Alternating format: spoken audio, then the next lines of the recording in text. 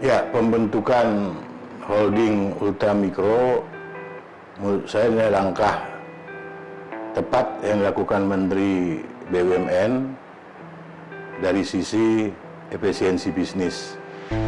Jadi merupakan sesuatu hal yang biasa bagi sebuah perusahaan, sehingga memang langkah itu harus ditempuh karena akan banyak efisiensi yang akan terjadi dengan dijadikannya holding tersebut. Kita di Indonesia biasa pro dan kontra itu sesuatu yang biasa. Yang pro mungkin melihat dari sisi yang lain, yang kontra juga dari sisi yang lain. Jadi itulah nikmatnya demokrasi, masing-masing punya argumen dan itu dibolehkan di dalam sebuah negara atau di negara manapun. Jadi biasa-biasa aja ada pro dan kontra itu. Holding ultramikro ini kan bisnisnya simpan pinjam, maka ada kaitannya dengan salah satu koperasi yang dimiliki oleh BMI Group, yaitu Koperasi Syariah Benteng Mikro Indonesia, yang juga bisnisnya adalah simpan pinjam pembiayaan syariah. Bagi kita ini adalah hal yang biasa, maka saya lebih tertarik untuk memperbaiki pelayanan, ya, karena kita tidak bisa menahan pergerakan perusahaan lain karena masing-masing ingin berkompetisi, apalagi ini era globalisasi, ya. Jika tidak persaingannya dari dalam negeri, bahkan dari pemerintah sendiri, bisa jadi juga nanti dari lembaga keuangan asing. Maka bagi kita ini adalah momentum untuk memperbaiki pelayanan kita. Kita harus lebih bekerja keras lagi, menunjukkan benefit apa yang diterima anggota jika menjadi anggota koperasi dan menjadi lembaga atau menjadi nasabah koperasi lain. Berbeda antara nasabah dengan anggota.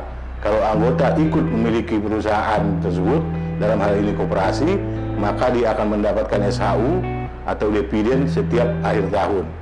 Maka bagi BMI, sekali lagi ini momentum, dan kita juga memiliki semangat dengan peradaban baru Koperasi Indonesia untuk simpan pinjam dan syariah. Kita memiliki model BMI Syariah yang sudah terjual di Gramedia. Jadi ini adalah sebuah pemicu bagi kita untuk lebih menyempurnakan koperasi kita, sehingga dengan peradaban baru koperasi, selain simpan pinjam pembiayaan syariah, kita juga sudah memiliki di sektor real, nanti juga di sektor jasa, perumahan, kemudian konstruksi, tour and travel, juga diklat. Nah, kemudian juga kita akan membentuk koperasi manufaktur, kita akan memiliki pabrik, yang semua itu adalah untuk memenuhi kebutuhan anggota dan muaranya untuk kesejahteraan anggota. Sehingga itulah beda yang nyata antara koperasi dengan non-koperasi. Jadi rakyat yang cerdas, masyarakat yang cerdas tentu memilih koperasi yang benar-benar koperasi. Nah, dari peradaban baru Koperasi Indonesia itu, semua insan koperasi harus merubah mindset. Kita harus sadar bahwa ada 5 hal di dalam peradaban baru Koperasi Indonesia. Yang pertama, kita harus berjuang menunjukkan bahwa koperasi itu besar, ya, besar manfaatnya kepada anggotanya, karena anggota adalah pemilik sejati, bukan perusahaan koperasi.